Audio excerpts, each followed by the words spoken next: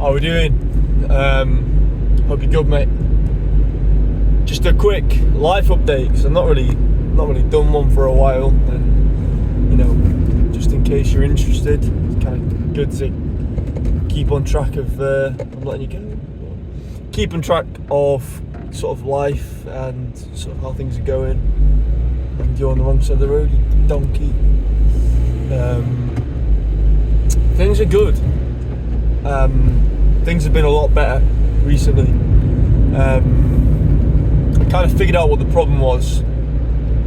I've been working really hard over the past 6 months to kind of overcome the shit that I was dealing with.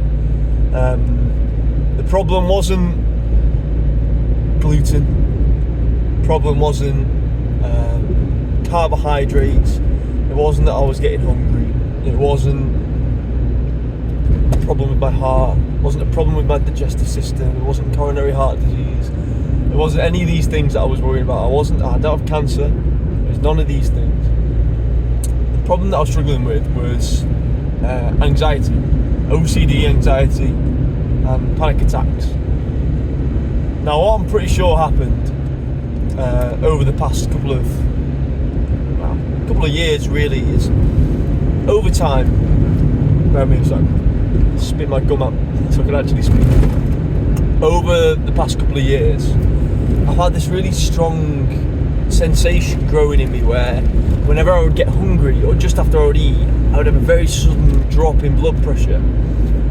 Blood sugar, I'm not sure. I would get tired. As people generally do when they eat food, you get quite tired. For whatever reason, and this is probably due to the fact that I'm very anxious as a person. I'm like, a lot of my fears and anxieties come from introspective over-analysis. I'll sit there worrying about things that are wrong with me. I'll talk about that another time, sort of the history of what I struggle with. But in any case, I would have this thing that would happen where I would eat and then I would feel drunk almost. It's like tired and slurring my words, and I'd get tingles in my arms, and I'd panic because I feel like I was going to faint. And it happened more and more, and I went to the doctor and they didn't have a clue what was going on. They weren't sure. So I wasn't sure. And of course, if you're quite anxious-minded, you assume the worst. I mean, everybody does anyway, but for me, I just assumed the worst thing that could possibly happen was happening, and obviously I believed it. So what was happening was I was becoming fearful of these sensations because I didn't know what they were.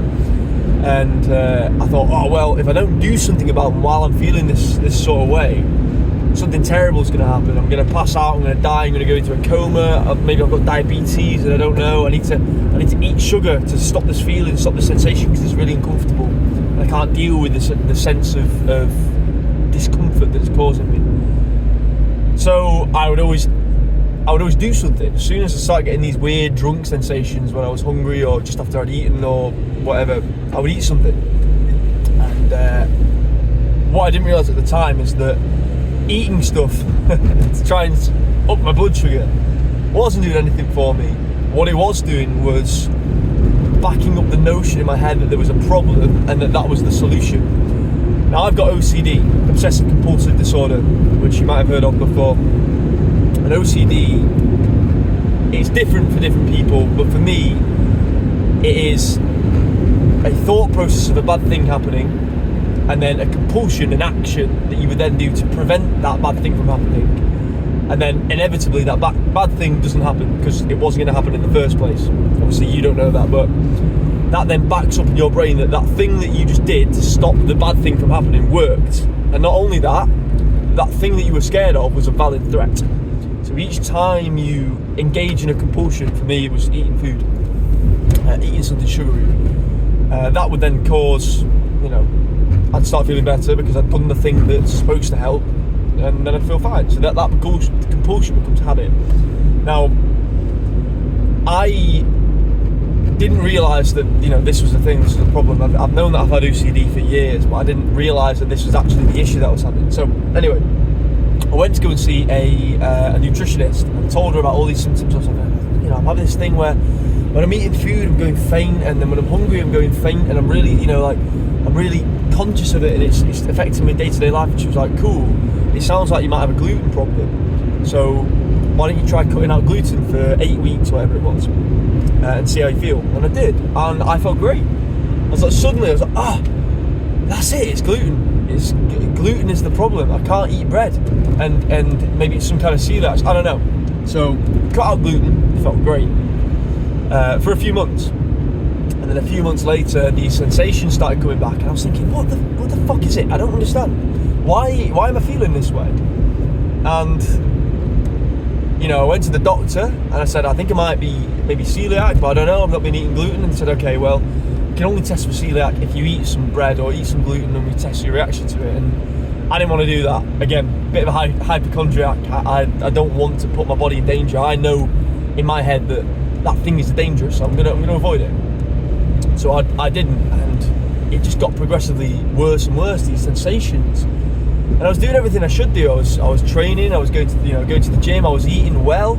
I'd started eating meat again, so I was eating a lot more meat. Because obviously I had to cut out the gluten, so I had to subsidise it with something healthy. And I was eating really healthy, and then over time it started to get worse and worse. And I would have this sensation of breathing. I'd have a problem with my breathing, where if you've ever had any dickhead mates who like to remind you that you're now breathing consciously, like I've just done to you now, my bad. That sensation of, fuck's sake, now I have to think about breathing or blinking or swallowing or whatever. That just stuck for about 3-4 months. I could not stop the sensation of having to think about when to inhale and exhale. And then that progressively led to more dizziness. And then it was what's called oversensitization of my bodily sensations. I was really fixated and focusing on these feelings that I was having inside myself. I was like, wow, I feel faint, I feel dizzy all the time, I don't feel strong, I feel like I could pass out, I feel weak. And because of that, I couldn't trust, being on my own. Because, what if I'm on my own and away from home and I die? Or I just pass out, or the bad thing happens, I go into a coma, or I just die at the wheel while I'm driving down the motorway and cause a big crash, and what if? And this is where things really went wrong. I listened to those what if thoughts. Now, I've got a history with agoraphobia. Agoraphobia, and agoraphobia is kind of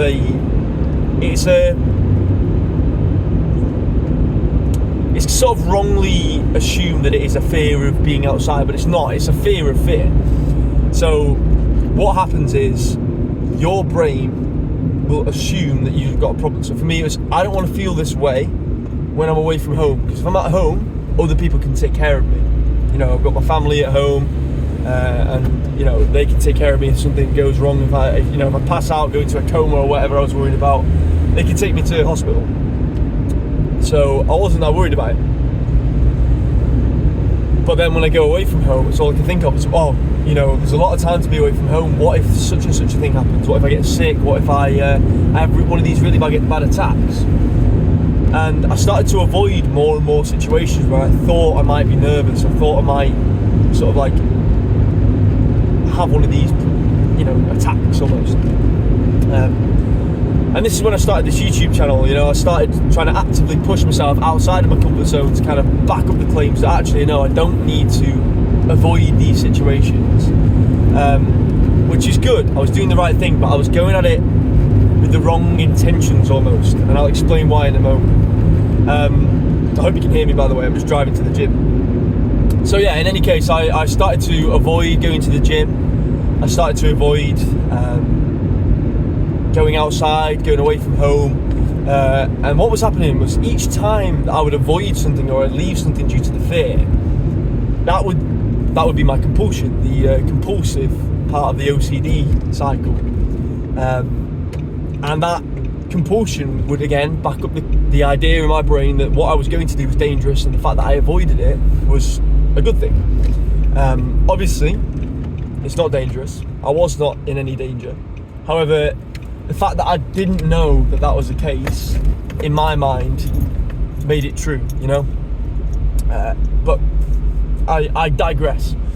What I was really struggling with was this idea that I kept pushing things and avoiding things and avoiding things. And over time, shrank my my comfort zone to the point where I couldn't really work.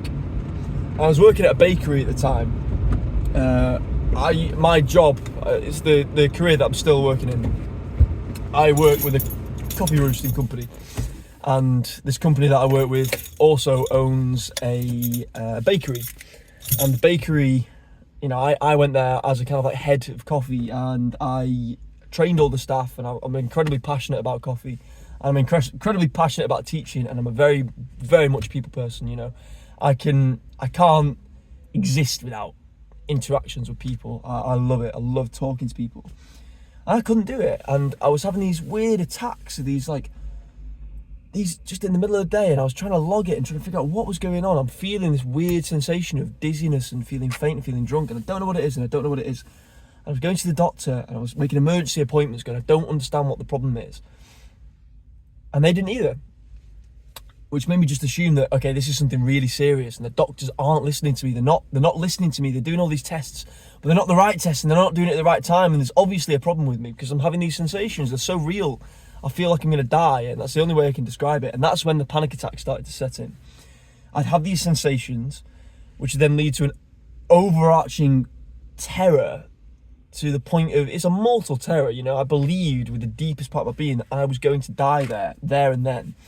And I was having these visions. They weren't really thoughts as such. They were almost like daydreams or day nightmares almost. I would feel a certain way and have an instant flash of exactly what's going to happen next. It's going to be me falling over and dying, or crashing my car, and my parents going to be crying, and my family going to be crying because I'm dead, and I'm going to cause all this misery. And I would have all these horrible thoughts, which would just sort of barrel through my head at 3 times the speed of sound. You can barely notice it, but they would cause these panic attacks. And the first one that I really, really had, that I knew was a panic attack, was I was with my friend Joe, and we were coming back from doing some music stuff. We both play guitar, and we were just jamming. And I was driving him home through these back roads. I was going down the back roads, and I was feeling a little bit dizzy, and it was dark, and I kind of got disoriented.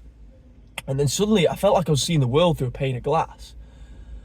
And I freaked out, and I had a full-blown panic attack. And if you've never had one before, a proper, like, full-blown panic attack, you lose all concept of what is real. It is a mortal fear. Your body believes that you're about to die. And the problem was, it wasn't that there was a danger to life. It was that there was nothing that I knew that I could do about it, you know? I couldn't run away, or I couldn't fight it. It wasn't like it was a thing in front of me that was dangerous that I could do something about. It was an unknown danger that was affecting me that I didn't know when would strike. So I convinced myself it was my heart, maybe, or, you know, diabetes, or some undiagnosed weird health condition that would just cause me to drop dead.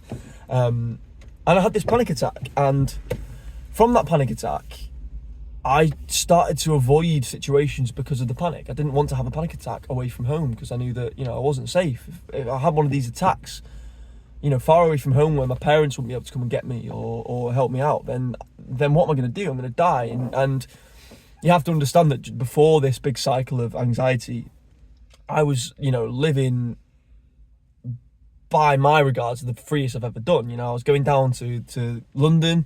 I was working big events. I was in the very beginning sort of process of starting my own business, and I really, for the first time, started to feel like my life was kind of coming together in the way that I wanted it to, which is a big thing for me. You know, I'm a big proponent of you know, working hard and doing what you need to do in order to make your life worthwhile. You know, and I've always struggled with self-worth problems and self-esteem issues, and it was getting to a point where, like, I feel free. And like I say, I used to struggle with agoraphobia as a sort of like teenager.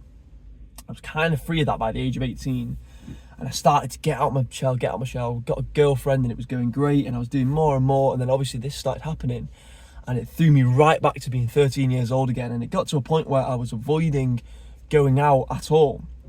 Even to see friends, to go for a walk around the block, I could not do it. I couldn't leave the house. I lost my job at the bakery. It was probably the worst day of my life. It was April the 11th, I believe, 2024. I had a massive panic attack the day before at work, and I left, went home, came back the next day, and they basically said, you can't work here anymore. You can't take care of yourself, and people are having to step in for you. Which, you know, it hurt a lot. I didn't lose my job per se, because the company that I work for, I'm employed by them, and I was working at this separate event. So I was still employed by these people. So I didn't lose my job, but it was more the fact that I walked in and was told by the person, like the people that I'd trained, I'd taught how to do their job essentially, that I wasn't good enough anymore, and that I couldn't take care of myself, and that I needed to leave because it was becoming a burden. That wasn't strictly what they were saying, but that is how I interpreted it. And in any case, that was the reality of the situation. I could not take care of myself, and people were having to pitch in for me. And then I started, you know, leaving work early, and I would pretend to go out and get something from the van, which, you know, the car I'm in now, and I'd just sit in here and have a little existential crisis for 10 minutes, and then try and walk back in and pretend that everything was okay. And it wasn't. And my boss started to notice that, and my colleagues started to notice, and I just felt like a child. And it's a real hard thing to do. I stopped going to the gym, I stopped eating correctly, I was speaking to a girl, and I couldn't do things, I couldn't continue things with her. And yeah, it was rough. Suddenly my realm of what I thought I was capable of doing shrunk from being able to do pretty much anything to being stuck in my own bedroom. And this is where I hit my rock bottom. It was on that day where I left the bakery. I lay in bed having these panic attacks with a full belief that I was going to die. And it sounds ridiculous to somebody who's never experienced this kind of fear before. I understand now that I was in no danger, and objectively, if you were to look at it, I was in no danger. However, my parasympathetic nervous system, I believe, my fight or flight responses believed that I was in mortal danger, and they were responding in a way that would have caused me to, you know, either fight, run, or, you know, freeze. And I couldn't do any of those things. I didn't know what the problem was. There was nothing to fight against. So it was this constant battle within my head of, you know, what do I do? What do I do? What do I do? And it just drove me insane. And I remember lying there thinking, I'm going to die alone. I'm never going to leave my house. I'm going to lose my job. I'm going to be living with my parents forever. I'm going to be a failure.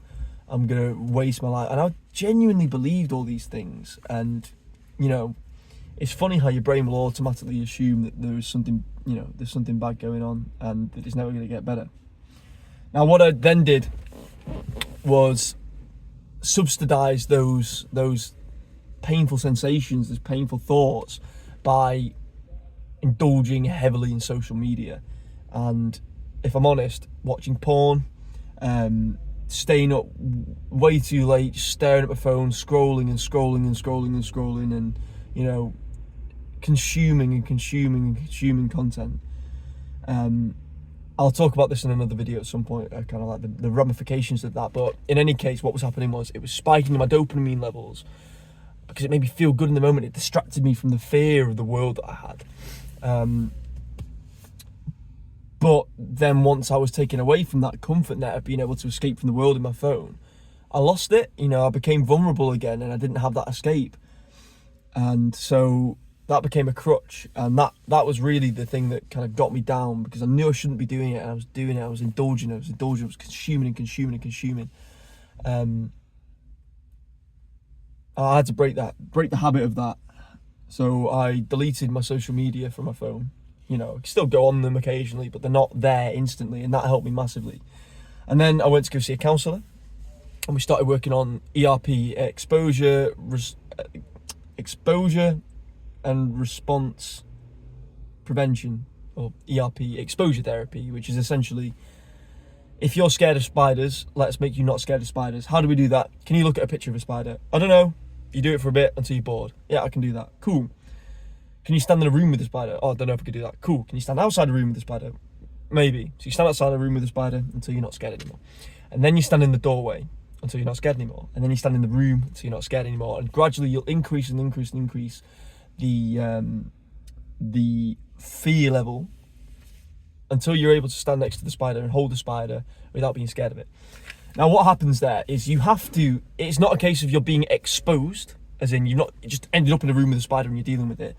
What you have to do is pre-plan exactly what you're going to do, how long you're going to stay for, and what the goal of doing that is, and have a really strong value structure as to why you're doing what you're doing. And over time, what happens is you actually get braver. Jordan Peterson talks about this quite a lot. You don't lose the fear, you just become braver. And what happens is you're teaching that part of your brain, which is sometimes referred to as the chimp brain. This is the old part of your brain which thinks in black and white. It sees danger and goes, you're going to die or you're not going to die. And what it does is it teaches the human part of your brain to come in and go, actually, though this seems scary, I'm fully aware and content and okay with this, and I'm safe. So I started doing that with these situations. When I started feeling rough, started feeling dizzy, I would try and attack it in such a way that I'm going to intentionally put myself in that position to then slowly allow myself to feel comfortable again in these situations, which takes a lot of time. And one thing that helped me massively with this, and this is maybe a controversial statement, but I would never change it at all, and I still use them to this day, is medication. Now, with anxiety and with agoraphobia and with OCD in particular, how the brain works is it doesn't respond to thoughts, it responds to action. So each time that I was being scared of something and then removed myself from the situation, that is what was making my OCD and my agoraphobia worse. So what I had to do is to take something called propranolol. And propranolol is a beta blocker, and essentially what it does is it slows down the parasympathetic, I hope I'm using the right term, the parasympathetic response, so the fight or flight response. It kind of numbs it a little bit to allow you a little bit more space to be able to use your human brain in difficult or scary situations. And in doing that, it allows you to then be able to sit in those difficult situations and go, actually, this is fine, I can do this. And each time that happens, your comfort zone goes boom, boom, boom, and it grows exponentially. And it's instant, it's amazing. So I started using propranolol and seeing a counsellor, and over time I've got to a point now where I'm now able to do all of these things again. I'm able to go outside, I'm able to speak to people. I've now met a girl, she's absolutely incredible. I'm the happiest I've been in years. I'm on my way to, starting my own business again. I'm seeing friends, I'm seeing family, I'm planning on doing trips abroad. And when I tell you 6 months ago, I could not leave the house for the sake of anything. And I will be publishing videos sort of like further down the line of things that I'd filmed during this time, to kind of showcase how bad it gets and whereabouts I was.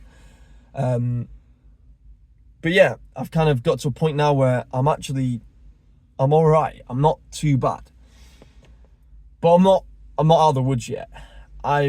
I'm still terrified of going abroad, of going away from home for too long, of driving long distances, of putting myself out in the world without any way of getting back, of being away from my phone in case I need it, of being away from medication in case I have a heart attack or a panic attack or one of these things. And these are the things that I now need to overcome. And these are things that I've always struggled with. And I want to use this momentum to get to a point where I can battle through these fears, become braver, and be able to do all these things. And the reason why I want to do that is to, number one, be proud of, the difficult things that I've overcome. Again, that's a big thing for me. I having pride in myself and knowing that I can work through difficult situations makes me feel like I've got a huge sense of purpose and something big to work towards. It's like hitting a new PR at the gym. And the other reason is I would have wanted to have somebody explain to me exactly what was happening while I was dealing with my OCD and my agoraphobia, and I didn't have it. And if there is somebody out there that can take away from my experiences something that's going to make them feel better and give them hope about the fact that this isn't going to be the end of it, you're gonna get better, and things are going to work out okay as long as you put the work in, and that it's possible to do it, then I'll be a happy man. And though I might not make any money from it, that's not my intention, or fame or any of these things. If there's one person that can watch the videos that I'm publishing on YouTube at the moment and go, wow, actually I'm feeling like this guy was, and he's got out of it, so maybe I can, then that's a mission, mission accomplished for me. And, on the off chance that one person watching this, has that outcome, then yeah, I'll be happy. But yeah, that's just kind of a quick update of sort of what happened and where I am now, and my goals for the future, at least in the short term. Yeah, I'm gonna go to the gym now and get off my phone and lift some heavy shit. And yeah, if you watched all the way to the end of this, then number one, go do something better with your time, watching a madman rant in his van.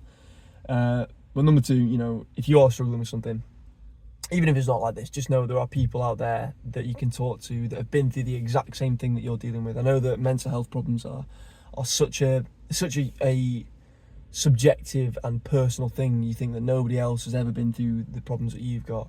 But there are people out there who have gone through the exact same thing as you. And what you tend to find out when you start looking into this is actually you're not that unique. It sounds rough, but you're not special.